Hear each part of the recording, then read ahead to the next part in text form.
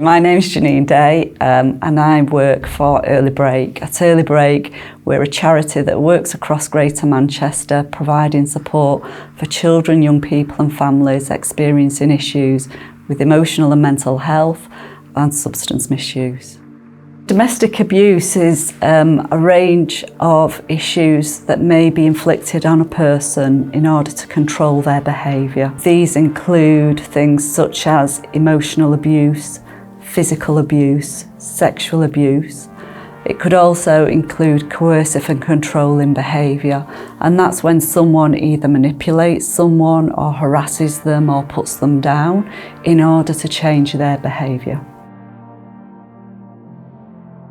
We think about domestic abuse in the context of children and young people, and we use the term ACEs, Adverse Childhood Experiences. This term is used to describe a number of situations that a child experiences that may be stressful or even traumatic. Some of the indications that you might find with children and young people is that they find it difficult to emotionally regulate. They have high levels of stress, so you may find that they're on high alert. In children and young people, you might find that they have more temper tantrums. You might find that they actually experience bedwetting. In adolescence, you may find that their behaviour becomes a little bit more difficult than usual.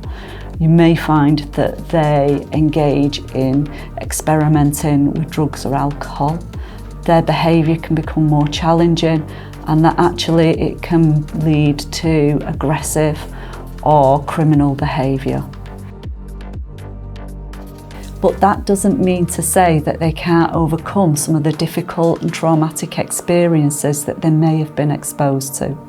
One of the main factors is a young person having someone that they can talk to, whether that's a family member, someone in their community, or even a professional.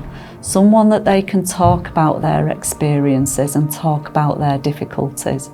There's also a range of services within each local community across Greater Manchester, specialist services that provide support to children, young people and families around domestic abuse. You need to look out for things like physical abuse, so people being slapped, punched, pushed around, or physically hurt or harmed. Sexual abuse, people having sex or being forced to have sex without consent or under pressure. So denial, so people denying that actual abuse is happening, and actually you might hear people being extremely sorry and that they won't do that again.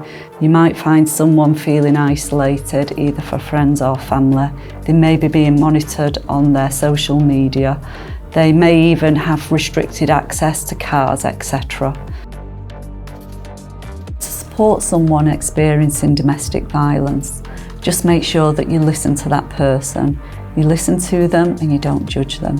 It may well be that they need support, so make sure you're aware of your local services that offer that specialist support and advice to children, young people and family members.